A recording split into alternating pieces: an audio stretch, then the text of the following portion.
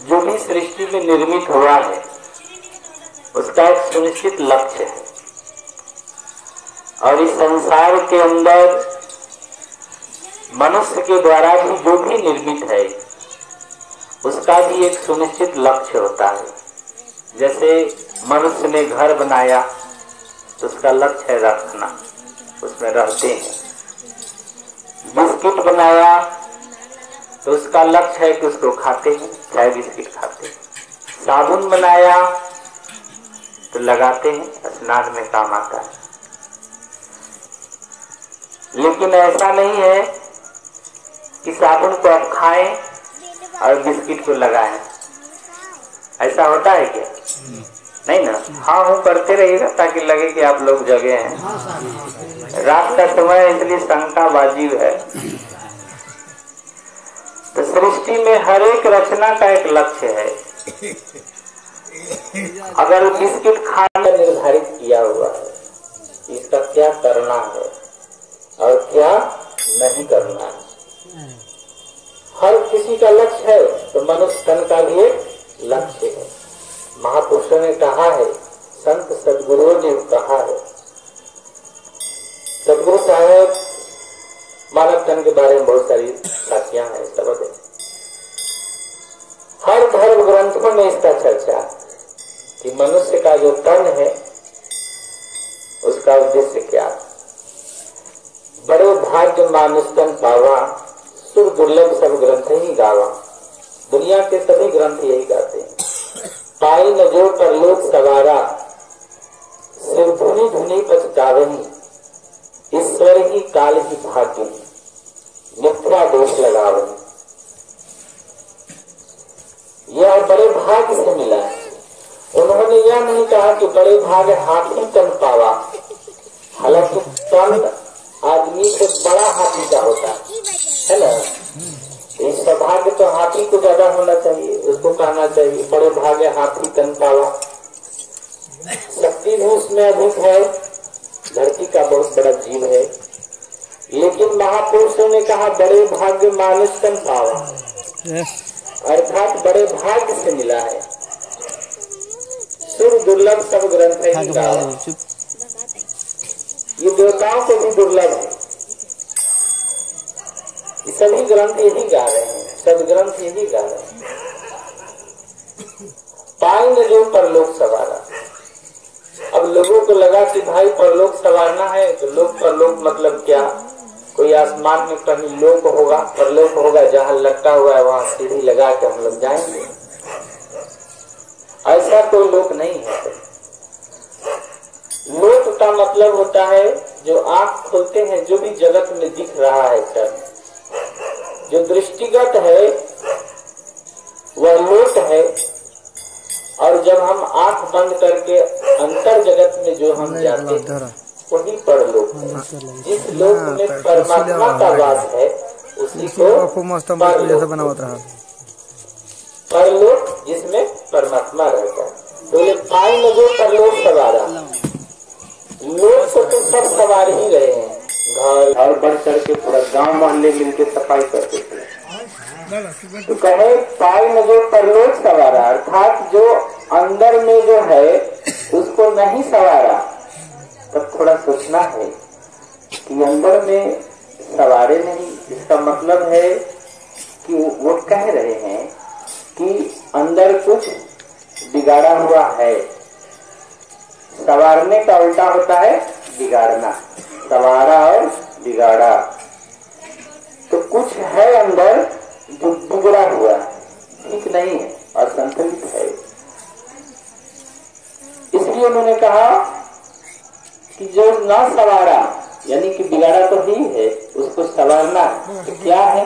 अंदर जो है काम है, क्रोध है, लोभ है, मोह है, अहंकार है, इस सबको बीमारी कहा गया है, डिजीज, रोग है। तो भवरोग भी कहते हैं, संतों ने भवरोग भी कहा। पाई न जो परलोक सवारा, इस तन को पा करके जो उसको नहीं सवारा, सीधा नहीं किया, सफाई नहीं किया, उससे धुनी धुनी पछतावे। चाहे कोई, उन्होंने कहा सिर धुन धुन कर पश्चाताप करेगा। और ईश्वर ही, काल ही, भाग्य ही, मिथ्या दोष लगा रहे। दोष क्या लगाएगा? हमारा तो भाग्य ठीक नहीं रहा, भाग्य को दोष लगा रहे हैं। हमको भगवान जो है साथ नहीं दिए, इसलिए हम भक्ति नहीं कर पाए। हमारे भाग्य में नहीं था, है ना। ईश्वर को काल सवार था, न कुछ हो तो काल के सिर पर फेंक दिया कि काल सवार था, जिसके कारण हम नहीं कर पाए। ये सब फर्जीवाड़ा है। काहू न कोई सुख दुख का दाता, निज कृत कर्म सब भोग भराता। कोई किसी को सुख और दुख जगत में नहीं दे रहा, स्वयं अपना ही कर्म भोगते हैं, चाहे सुख हो या दुख हो। दुखिया सब संसार, गुरु नानक देव जी कहे, गुरु ग्रंथ साहिब में इसका वर्णन है कि दुखिया सब संसार, सुखिया केवल नाम आधार। जो परमात्मा के नाम का आधार लिया है वही सुखी है, बाद बाकी सब दुखी। दुख कितने प्रकार के होते हैं, बहुत से लोगों ने बहुत प्रकार का बताया है, लेकिन मुख्यतः गौर से देखेंगे तो दुख जो है आदि, व्याधि और उपाधि, तीनों दुख में अंतर है। अधिभौतिक दुख भी है, भौतिक दुख है, आध्यात्मिक दुख है, वो सब तो आप जानते ही हैं। आदि दुख के 3 प्रकार, आदि, व्याधि, उपाधि। आदि का मतलब क्या? आदि व्याधि, व्याधि का मतलब जो शरीर में व्याधियां होती है, बीमारी है, वो सबको है, होता है, ठीक होता है। तो व्याधि का दुख, शरीर में जो और सभी से जो ठीक होता है। दूसरा है आधी, आधा हो जाना, जैसे सब कुछ है, घर है, गाड़ी है, बंगला है, सब कुछ है, लेकिन मालूम चला कि पत्नी लड़ाकन, लड़ाई करती, आधा हो गया, पूरा नहीं हुआ। सब कुछ है और लड़ाकन आधा हो गया। कभी क्या है कि सब कुछ ठीक है, पत्नी ठीक है, घर भी है, गाड़ी भी है, बेटा हाथ में नहीं, आधा हो गया। आधी का दुख है, पूरा कभी नहीं होगा जगत में, कुछ न कुछ आधा लगा ही रहेगा। कभी क्या है, सब ठीक है, घर भी है, ठीक है, बच्चे भी ठीक है, पत्नी भी ठीक है, सैलरी इनकम थोड़ा कम है, हाथ टाइट है, बिजनेस व्यापार में घाटा लग रहा है, कम पड़ गया, आधी हो गया, पूरा नहीं हो रहा।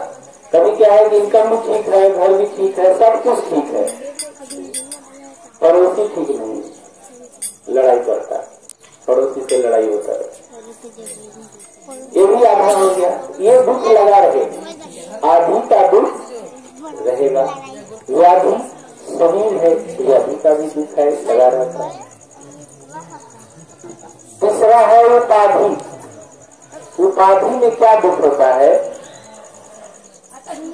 कि कोई भी उपाधि मिला, चुनाव लड़ रहे हैं, मुखिया का चुनाव लड़ रहे हैं, जीत गए, ठीक है, उपाधि मिल गया कि मुखिया जी बन गए। जैसे ही मुखिया बने, दिन भर ठीक रहा, जब सब सहयोगी सब मिल के मीटिंग कर रहे, दिन भर बैठे और शाम होते होते दुखी हो गए।